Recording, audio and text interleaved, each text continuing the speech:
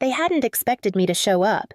Not at the quarterly board meeting of Hawthorne and Pierce, the company my grandfather founded, the one I was supposed to inherit before I became a problem they couldn't manage. Grayson, my younger brother, stood behind the reception table, aligning name tags with the kind of intensity he only reserved for things that made him nervous. His tie was slightly off-center. That never used to happen. "Oh," he said when he saw me. "You're here." He didn't reach for a tag. "There wasn't one waiting for me. We weren't sure if you were, attending in an official capacity," he added, scanning a seating chart that clearly didn't include me. "I got the shareholder memo," I said. "Right. It's just, we've got a full table today. Voting members' clients. You know how it is." He gestured vaguely down the hallway.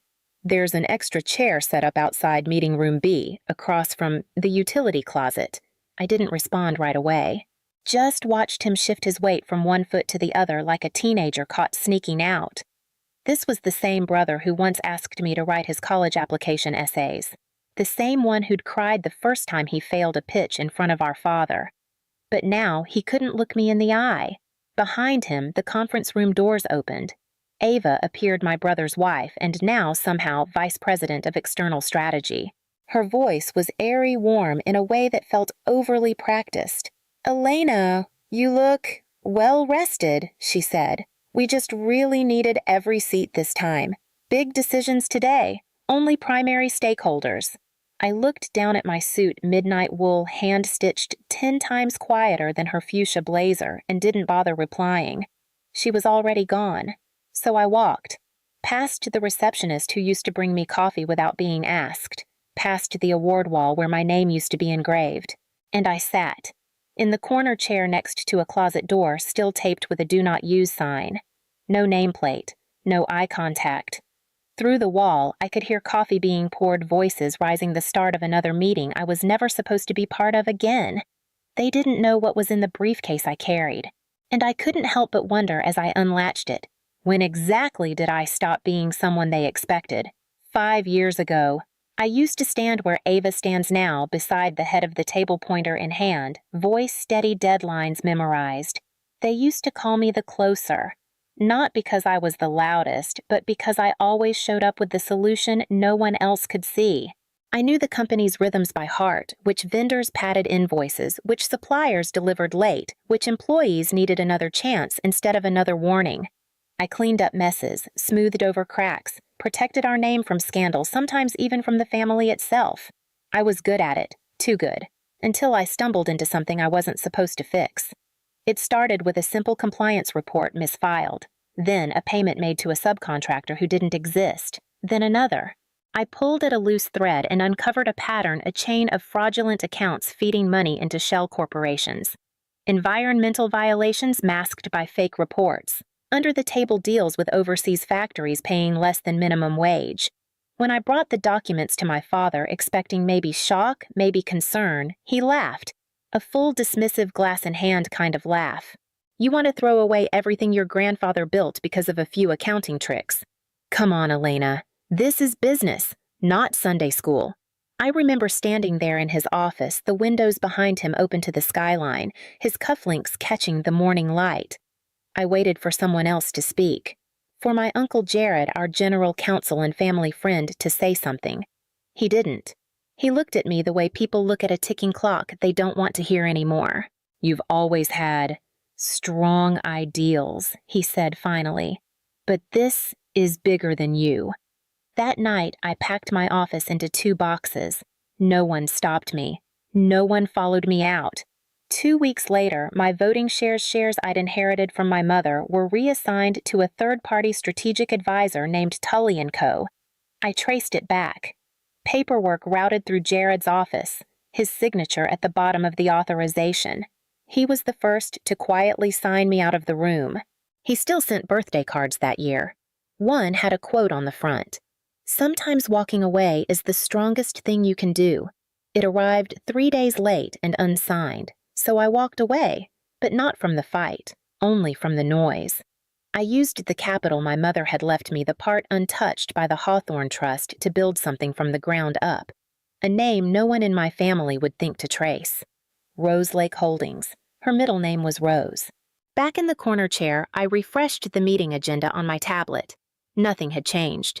Ava was scheduled to lead the first half strategic partnership's upcoming mergers, a tentative proposal from Langford Group. She didn't know Langford had already agreed to terms. With me. The name Roselake didn't appear anywhere on her slides, but it didn't have to. Roselake operated through layers Crescent 4, Meadow Run, Capital, Waverly, Equity.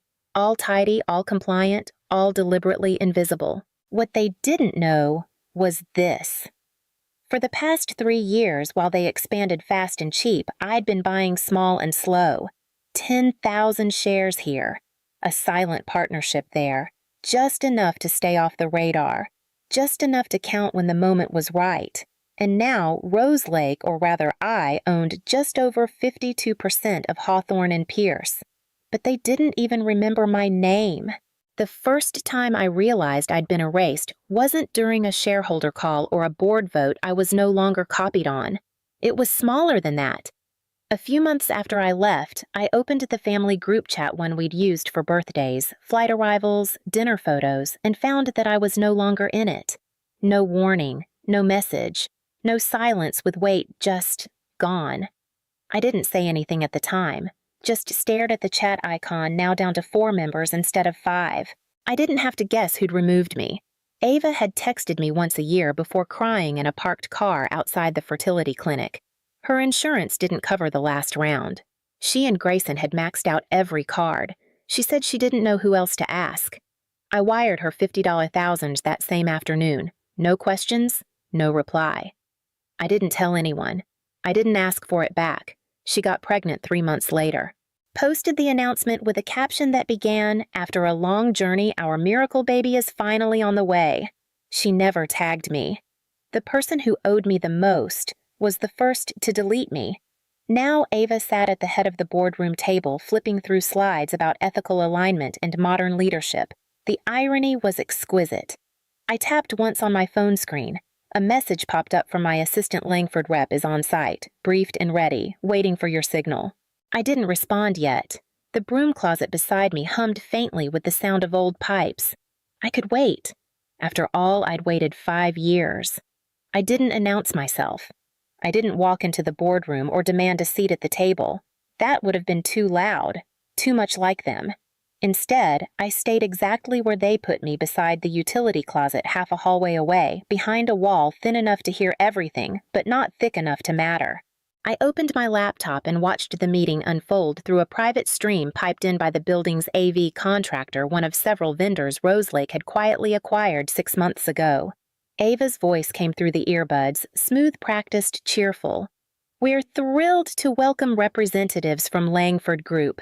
Their values align beautifully with ours: responsibility, innovation, longevity." She smiled toward someone I couldn't yet see her tone, bordering on flirtation. I imagined she thought this was her moment. I imagined she thought she'd earned it, but there was no Langford. Only a hired spokesperson. Only a decoy. Only the start. I shifted slightly in the chair. It creaked under me, cheap plastic on cheap tile. A janitor's stool, not a stakeholder's seat.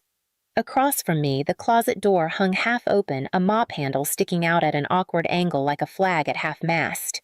Symbol, that was the image that stayed. Not the conference table. Not the pastries plated in silver. A single chair. Unlabeled. Unclaimed. Too far to matter, too close to ignore. A reminder. I wasn't just out of the picture. I'd been erased quietly, efficiently, like redlining a name from a will.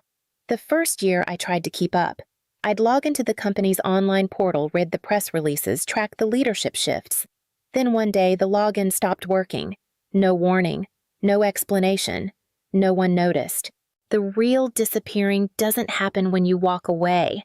It happens when no one comes looking. I sent a single message to my assistant. Let him speak. Then pause. Across the glass, I watched the Langford rep rise to his feet. I closed my laptop slowly, quietly, and waited for the room to catch up to me. From the other side of the wall, I heard the scrape of chairs, a polite cough, the slight clatter of a glass being set down. Then a voice I recognized, confident, polished, paid for. Thank you, Mrs. Hawthorne. I appreciate the introduction, but I should clarify something before we continue. The room fell quiet. Ava hesitated. Of course. Go ahead. I'm not here to discuss the proposal you've prepared. I'm here on behalf of Roselake Holdings at the request of their CEO. Another pause. I pictured her blinking, tilting her head, rehearsing 10 responses at once. I'm sorry. There must be some confusion. This meeting was arranged directly with Langford Group. Yes, he said calmly. Langford is one of several Roselake affiliates. This invitation was extended to ensure representation from the controlling interest in Hawthorne and Pierce. And just like that, it started. The unraveling. Inside the room, voices rose, confusion, denial, chairs scraping again. Grayson spoke next. I could hear the panic creeping into his tone. That can't be right. No one owns that many shares. We would have known. I stood up, smoothed my jacket, picked up my briefcase, and opened the door. The light hit me differently in that room. Brighter, somehow colder. Every head turned. Grayson's mouth opened, but nothing came out. Ava dropped her pen. My father, sitting at the far end of the table, stared at me like he was looking at someone he'd only seen in photographs. Good morning, I said, my voice even. Perhaps we should restart the meeting. No one spoke. I walked to the head of the table, the same spot I used to stand in back when they still remembered my name, and set my briefcase down with a quiet click. As of this quarter, I continued. Roselake Holdings owns 52.3% of Hawthorne and Pierce.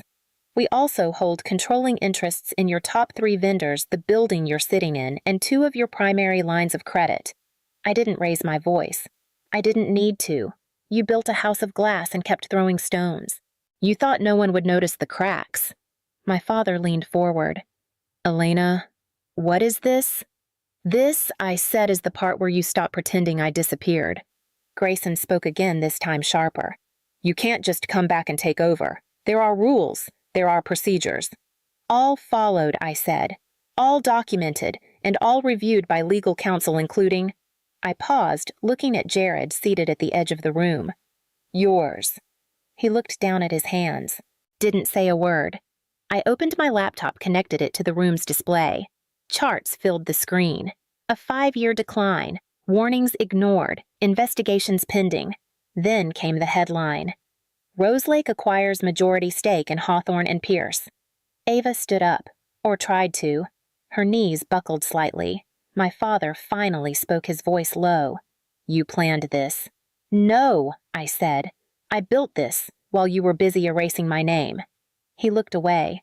For the first time in my life, he looked unsure. I turned to the others. You have a choice. Sign the proposal. Let Roselake lead. Or keep pretending everything's fine until the floor gives out. No one moved, so I sat down.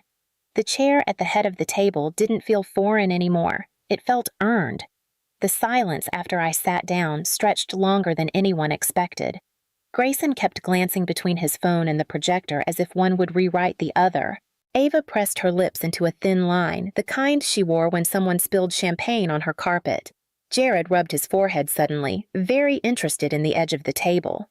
My father leaned back, his fingers steepled under his chin. We can work with this, he said finally. Roselake has capital. We have history. There's no reason we can't align. Ava nodded quickly. Yes, exactly.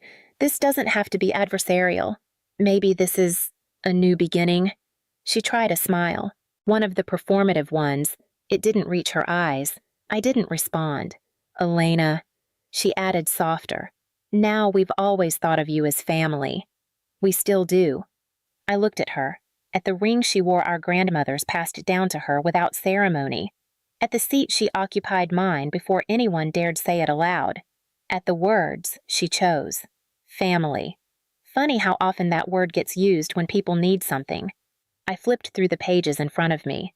Contracts, restructuring plans, a pathway toward compliance, profitability, and stability.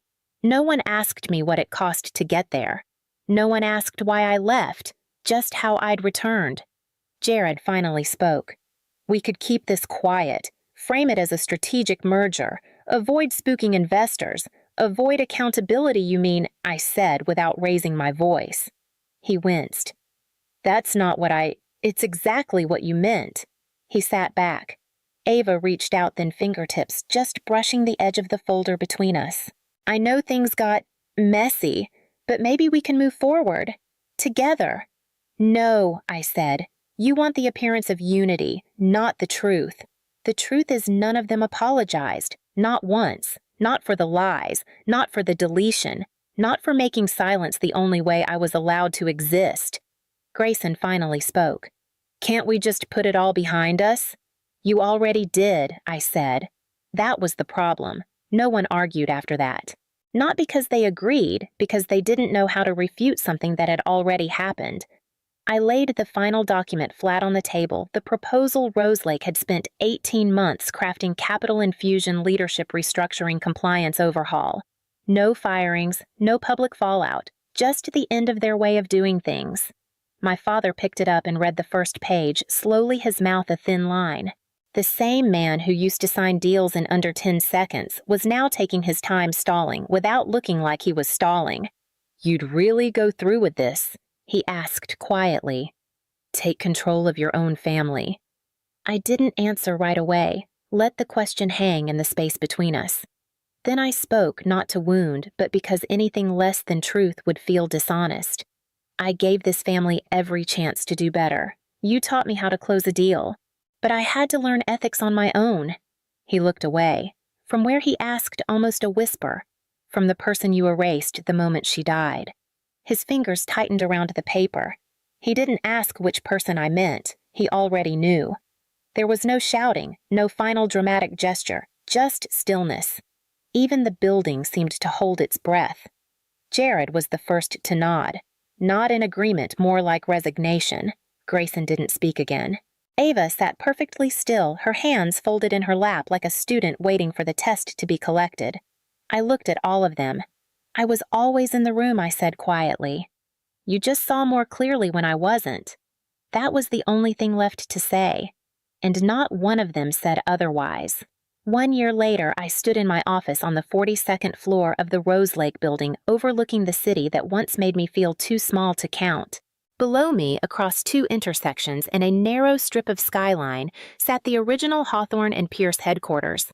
The glass still shimmered. The windows still reflected the sky like they always had, but the name had changed. On the stone facade beneath the old serif logo, a new plaque gleamed in brushed silver. A Roselake Company Certified Ethical Enterprise. I didn't go back often. I didn't need to. The numbers told the story now. Compliance met lawsuits, settled, salaries adjusted. New leadership had taken root. Some had stayed. Others had quietly stepped aside. Ava had requested a position in sustainability. Grayson had taken a sabbatical he never returned from. My father had become a consultant 3 days a month, no vote. He sent his reports in early, every time, and in the lobby of that building on the far wall behind glass stood the chair. The exact one they'd placed outside the conference room a year ago, same scuffed legs, same cracked plastic seat, mounted on a platform like a relic. No plaque, no explanation. They hadn't put it there for me. I never asked, but they hadn't dared throw it out either. It just remained. Visitors asked about it sometimes. Most got vague answers. I never gave one. Behind me, my assistant tapped gently on the door. They're ready for you in the review room. Who's on the call, Jared? Compliance team. And your father. I nodded, took one last look at the window, and walked away. Some things don't need closure, just distance. And if someone ever asks what happened in that building, why a chair sits behind glass untouched, I'll let them decide what story to tell, but I know mine. If they once sat you next to the broom closet, would you sit down again?